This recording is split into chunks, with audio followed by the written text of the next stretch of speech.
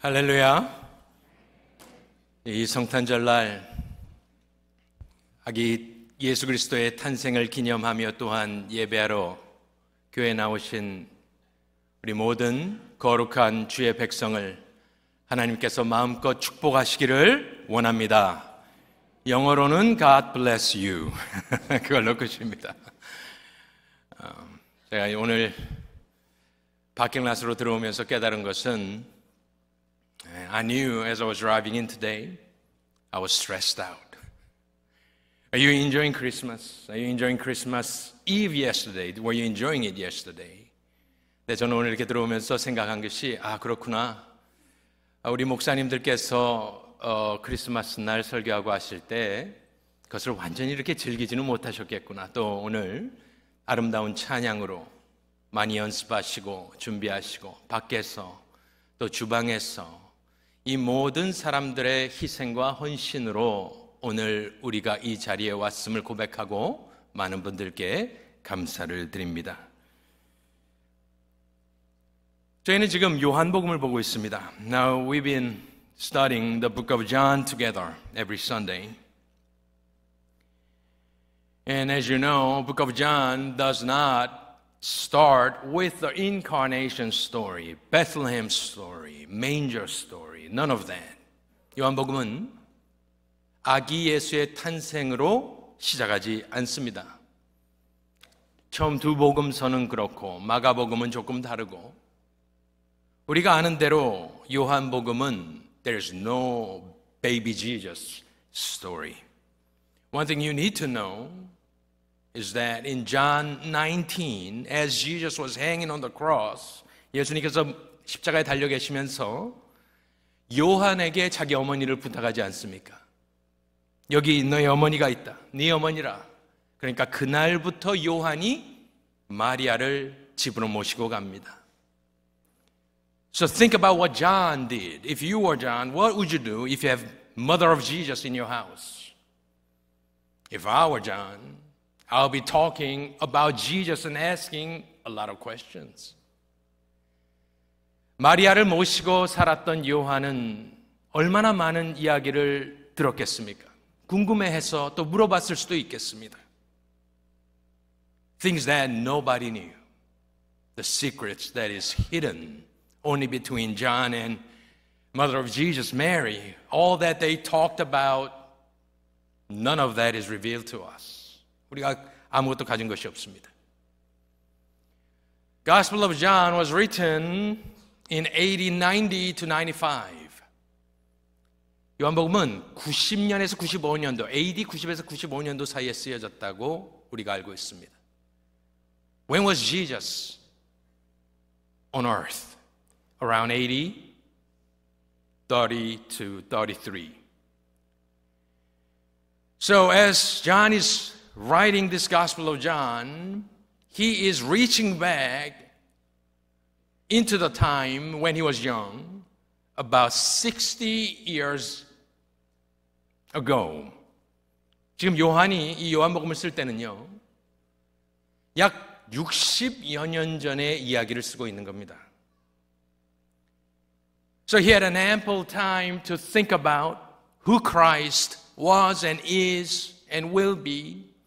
With all that he has heard from Christ himself, seen his actions, miracles, teachings, everything else on top of that, what his mom probably told him all about Jesus before his public life began.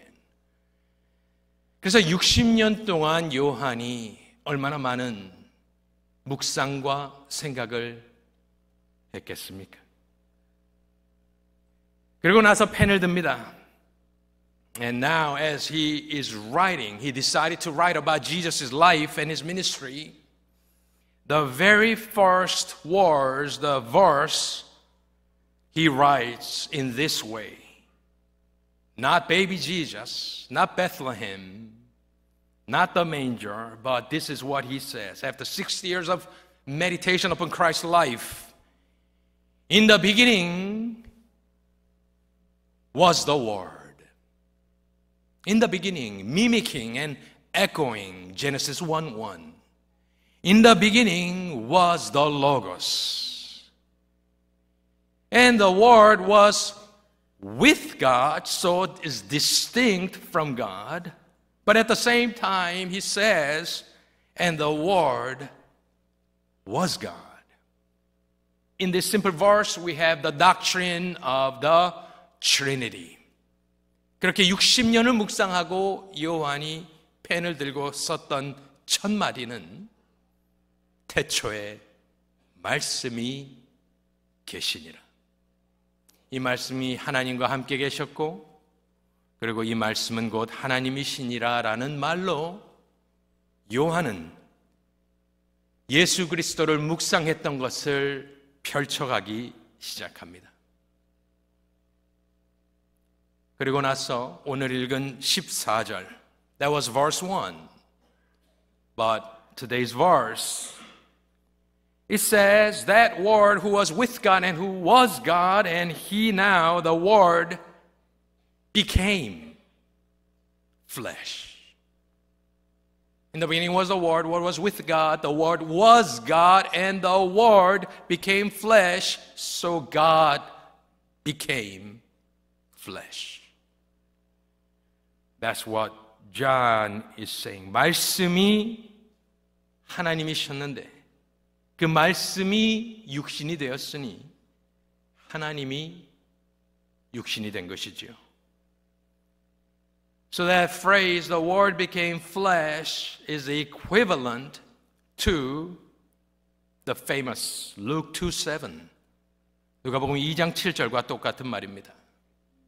The Word became flesh basically spelled out in human history as this, and she gave birth to a firstborn son. And she wrapped him in clothes and laid him in manger because there was no room placed for them in the guest room. 말씀이 즉 하나님이 육신이 되었다라고 요한은 우리에게 계시하고 있고 그것은 누가복음 2장 7절에 첫 아들을 낳아 강보로 쌓아 구유에 뉘었으니 이는 여관에 있을 곳이 없음이로라. So what we see, whatever happened in that barn, the baby was born and he was placed in a manger. From the perspective of another inspired writer of the Gospel of John, that baby is what? It was the Word. It had no beginning, no end. That eternal Logos of God, who was with God, who was God, was born. What a wonderful mystery that is. 그 하나님이 말씀이셨던 하나님이 지금 여인의 몸을 통해서 태어나셨고 강보에 쌓여서 구유에 누워 있는 것. Why are we here today this morning? We are not here to celebrate Jesus. That's what I tell you. We are here to bow down before Him. Amen. 우린 여기 축제를 벌이러 온 것이 아닙니다. 그 말씀이 육신이 되어 하나님이 알 수 없게 우리가 이해할 수 없게 육신을 입고 오셔서 강보에 쌓여 있는 그 모습에 우리는 이 아침에 경배하러 온 줄로 믿습니다. Did you know the place that we are sitting here today? This place, 44 years ago, this place was a horse barn. Did you know that? All people here, congregation, in the congregation, they know. They've seen it. They built this church, and in our church anniversary, I showed them the video. They knew, but most of us, we don't know.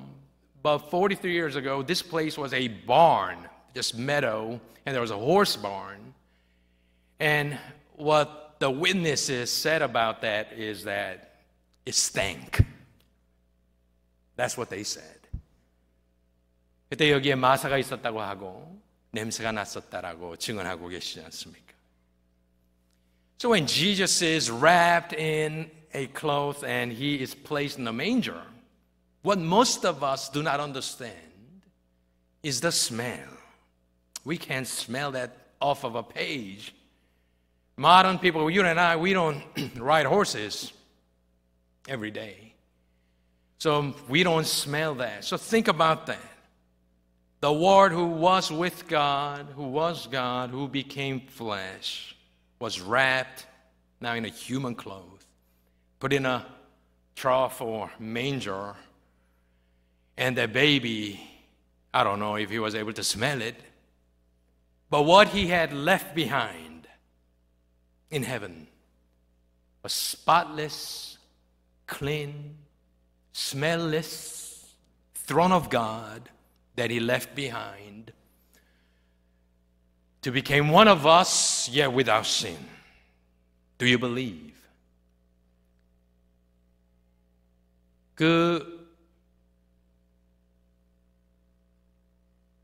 구유에 누인 아기 예수가 뭐 냄새를 글쎄요 맡을 수 있었을까 기억을 할까 모르겠습니다만은 그가 남기고 온 하늘보좌는 냄새나지 않았지 않겠습니까? 모든 것을 다스리는 하나님으로서 삼위일체 신으로서 계셨는데 그 방도 없는 곳에서 가난한 부모 밑에서 짐승들이 밥을 먹는 여물 먹는 나무로 깎아놓은 그곳에 하나님이 신이 육신을 입고 와서 지금 그 자리에 누워 있는 것. 우리는 예수 믿는 사람으로서 그것을 생각할 때 이성적으로는 이것을 생각할 수 없고 이해할 수 없고 그저 그것이 믿어지기 때문에 우리는 머리를 조아리고 그 아기 예수 앞에 무릎 꿇어 경배하는 것이 마땅한 줄로 믿습니다. Why did he have to be man and God at the same time? Heidelberg Catechism 17 answers that. Why must he at the same time be true God? Listen to the yesteryear's theologians, what they said about Christ becoming God, becoming man. He must be true God so that by the power of his divine nature, why? He might bear in his human nature the burden of God's wrath. 왜 하나님이셔야만 했는가? 하나님이면서 인간이셔야 했는가? 왜냐하면 하나님의 진노를 짊어지려면 인생은 할 수가 없기 때문에 신성의 능력으로 하나님의 진노를 짊어지기 위해서 신성과 인성이 His divine nature had to bear the burden of God's wrath, whatever that might be. We cannot fathom the depth of God's wrath. But what we know is human beings, we cannot bear it. So Christ had to be both divine and human at the same time to be our Savior. 그렇게 신성이 있어야지만 우리의 죄를 짊어질 수 있었기 때문에 예수 그리스도는 신이자 인간이신 우리의 구세주가 되는 것입니다. So that explains the very first few words of verse 14. The Word became flesh. We cannot explain it. It is the miracle of the miracles that we just have to believe. But today's focus is not that. 오늘 제가 드리고 싶은 말씀은 말씀이 육신이 됐다는 그 말씀 그 다음에 나와 있는 말입니다. If you would 보여주시면 The Word became flesh and so what? 요한복음 1장 14절 보여주시면 The Word became flesh and He didn't go straight to the cross. He didn't come at the age of 30 and did ministry for 3 years and went to the cross and died and was raised, went to heaven. It is not that. But what John says, now he's an old man, Apostle John was writing this. He said, the Word became flesh, and He didn't simply die on our behalf. But what does it say? And dwelt among us. 말씀이 육신이 된 것, 우리가 동방박사처럼 그 목자들처럼 그에게 경배하는 것이 맞습니다. 그런데 요한은 그 다음에 뭐라고 하느냐? 말씀이 육신이 되어 그냥 우리를 위해 죽었다라고 하지 않습니다. 거하셨다라고 이야기를 합니다. Dwelt. And that word basically means tent. So some of the translations, the very best, most accurate, faithful translations will say, the word became flesh and tabernacled among us. Not simply dwelled. He didn't simply live amongst us, but he pitched his tent is the word. That's the original word. 그냥 와서 우리 가운데 산 게 아닙니다. 거하셨다는 말을 정확하게 해석하면, 번역하면 우리 가운데 오셔서 장막을 치심해라는 말입니다. 살았다는 말이 아닙니다. 스케이나라는 말이 그 장막을 쳤다라는 말입니다. So what is John trying to say? John is a master writer. Don't think about him as a spiritual fanatic. He's not. He's the very best writers in the Bible who always tells us something with his own words. 지금 요한이 우리에게 이야기하고자 하는 것은 무엇이냐? 예수께서 신기하게 하나님이 육신을 입고 와서 우리를 위해 죽으셨다. 그 정도가 아닙니다. 그 냄새나는 마국간에 오셔서 그냥 사신 게 아닙니다. 그의 표현은 예수님이 이 땅에 육신을 입고 오셔서 장막을, 텐트를 우리 가운데 치셨다.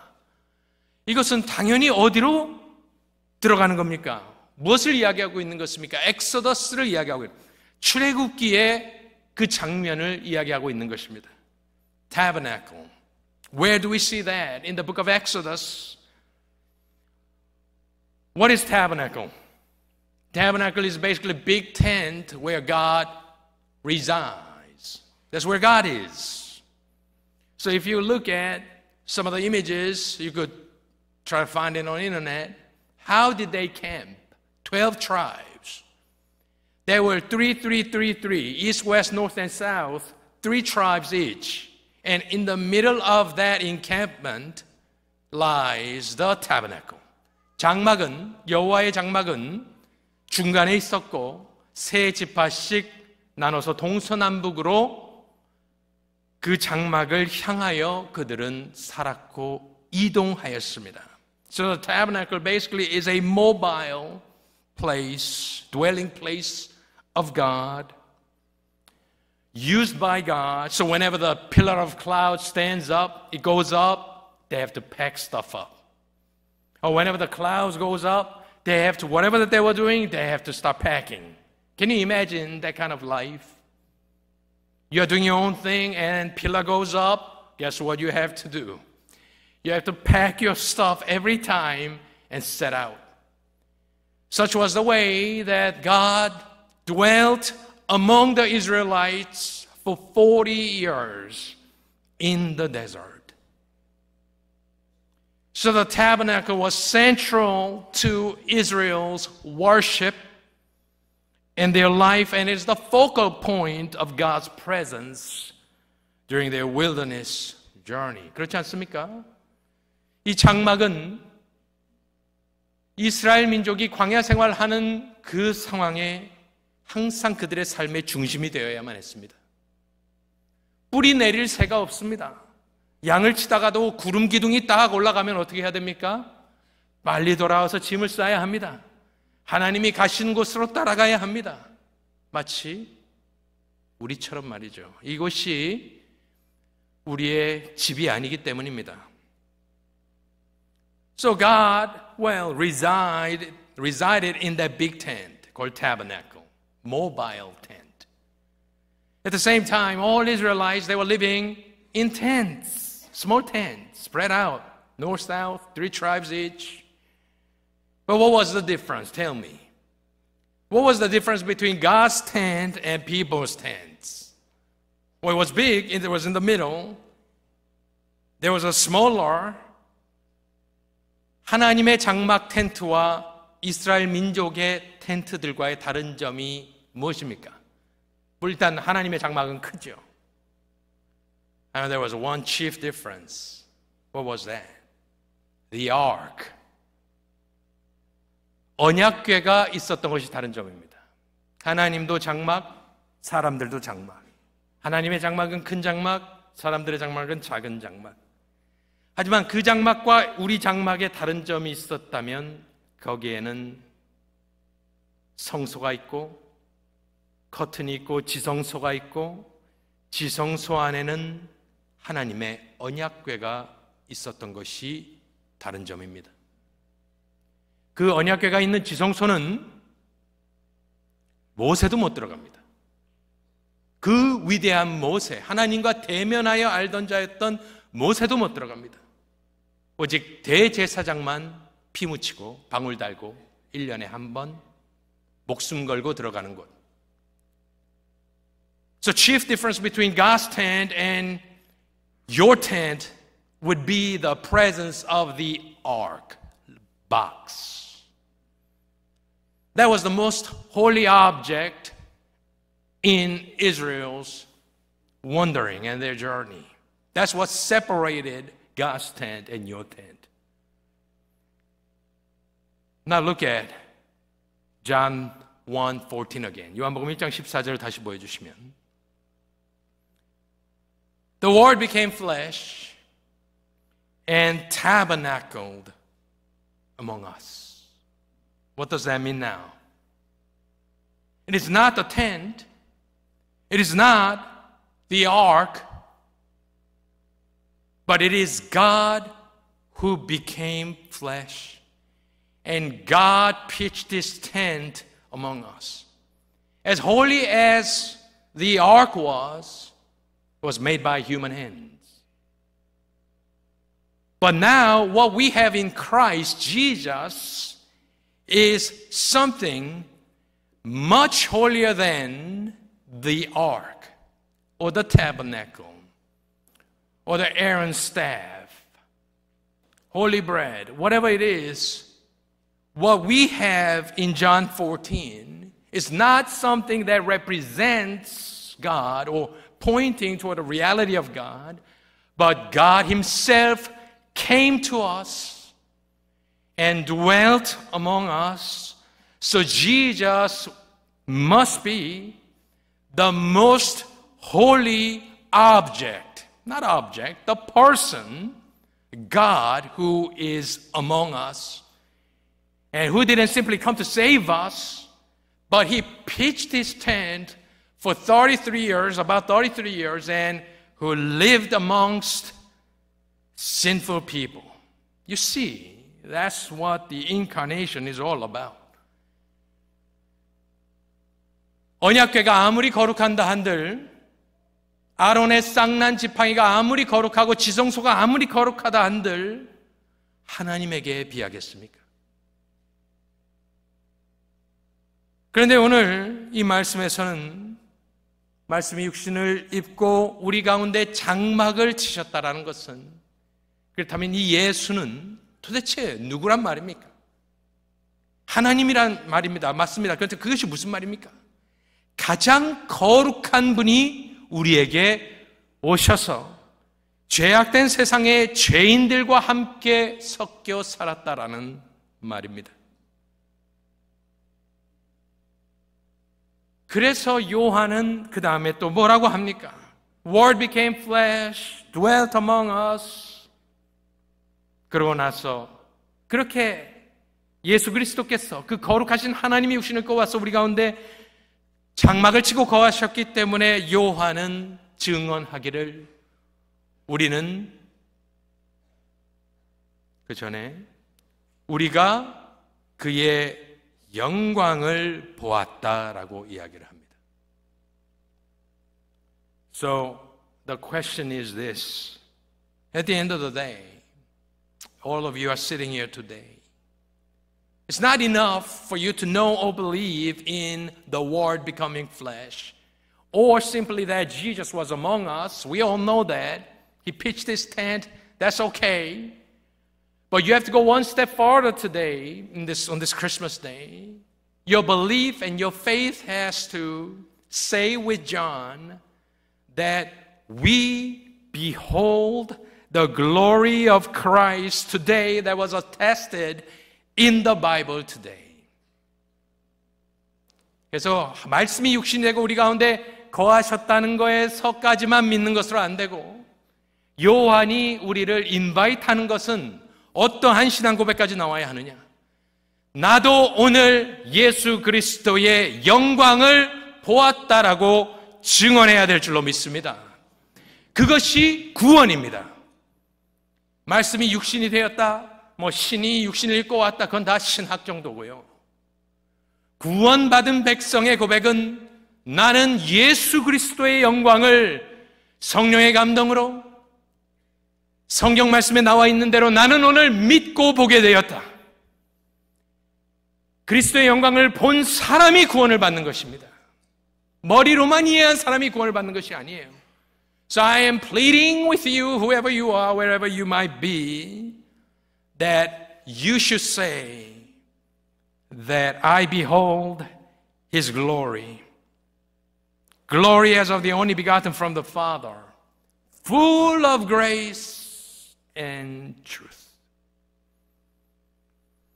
은혜와 진리가 충만한 그 아버지 독생자의 영광, 그것을 오늘 믿음으로 바라보시는 저와 여러분 되시기를 소원합니다.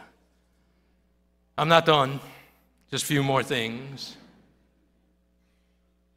that we all know. We understand. A few weeks ago, as I was preparing and preaching from John 4, two words stood out to me.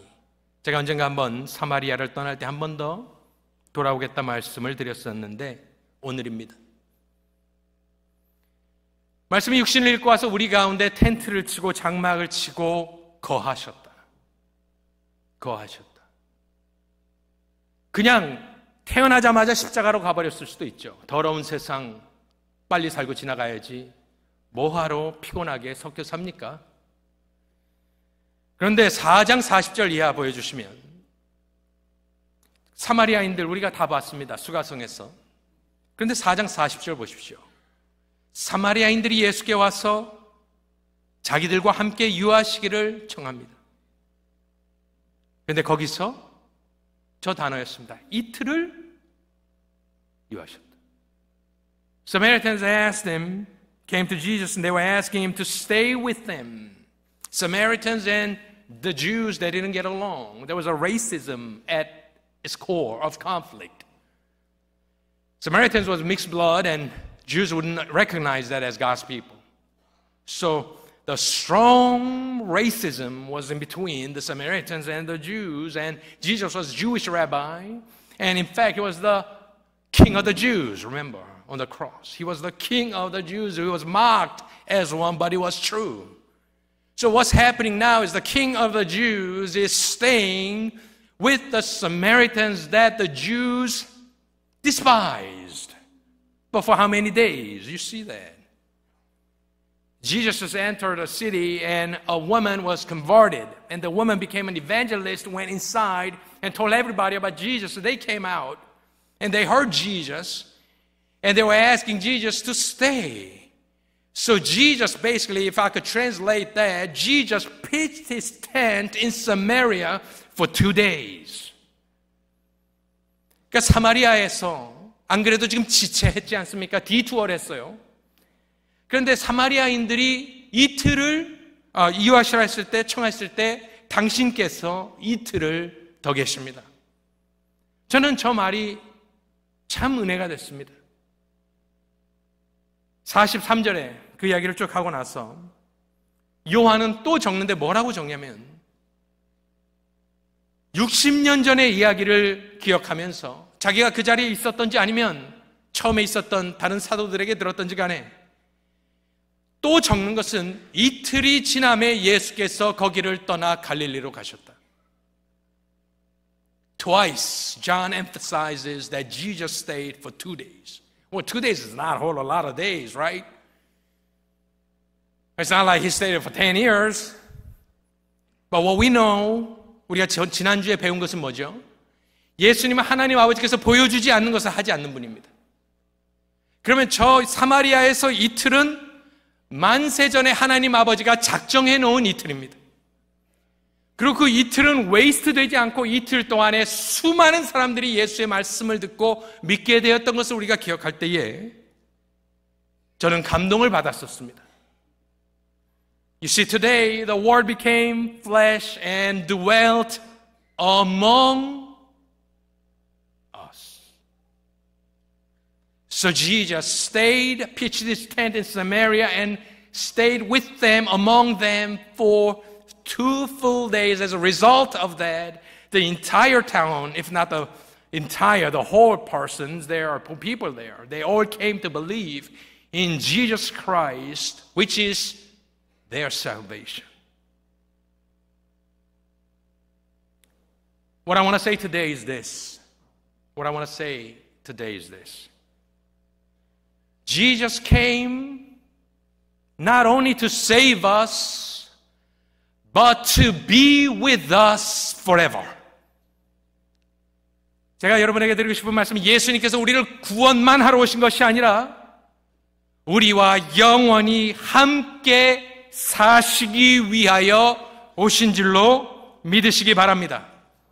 그래서 예수의 이름은 2개입니다. Jesus has 2 names. Matthew 1, verse 20. 21. 아들을 낳으니 예수의 첫 번째 이름은 예수입니다. 예슈아, 예호슈아, 호세아, Yahweh saves his name. Joshua, 예슈아. 그의 이름은 예수라 하라. 이는 그가 자기 백성을 그들의 죄에서 구원할 자임이라. What's his second name? Verse 23. 보라 처녀가 잉태하여 아들을 낳을 것이요 그의 뭐라고 되어 있습니까? 이름이 2개예요. 별명이 아닙니다. So Jesus' name, he has 2 names. One is his own name, Jesus, obviously. That's his name. But his another name, the interpretation of God becoming man was that 그의 이름은 임마누엘이라 하리라 하셨으니 이를 번역한 즉 하나님이 우리와 함께 계시다. 예수님이 나를, 여러분을 구원하실 뿐만 아니라 지금 나와 함께 하심을 믿으시기를 바랍니다. 지금 병상에 누워서 지금 유튜브로 예배를 드리시는 분들도 예수께서 당신과 함께 하심을 믿으시기를 바랍니다. 임마누엘이라니까 그의 이름은 임마누엘이라 하리라. God with us. For how long? Forever. How do I know that? The last verse. 역사의 마지막이 어떻게 끝납니까? 계시록 21장 3절과 4절만 보고 마치겠습니다. 역사의 마지막은 이렇게 끝납니다. 내가 들으니 보좌에서 큰 음성이 나서 이르되 보라 하나님의 장막 똑같은 스케이나입니다. 타버나클. 그 하나님의 장막이 사람들과 함께 있음에 하나님이 그들과 함께 계시리니 장막을 치리니 똑같은 말입니다. 그들은 하나님의 백성이 되고 하나님은 친히 그들과 함께 계셔서 모든 눈물을 그 눈에서 닦아주시니 다시는 사망이 없고 애통하는 것이나 고가는 것이나 아픈 것이나 다시 있지 아니하리니 처음 것들이 다 지나갔음이로라. 믿으십니까?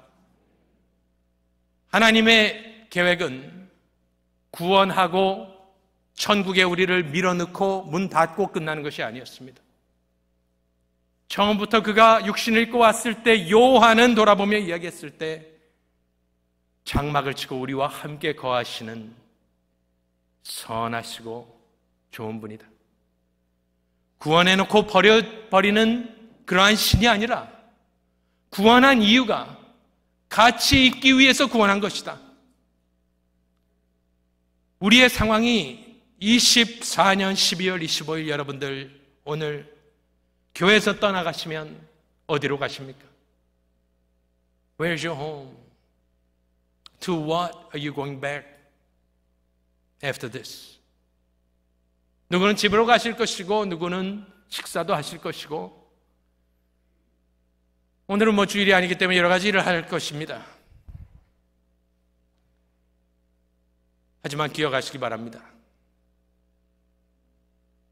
God with us forever, even today.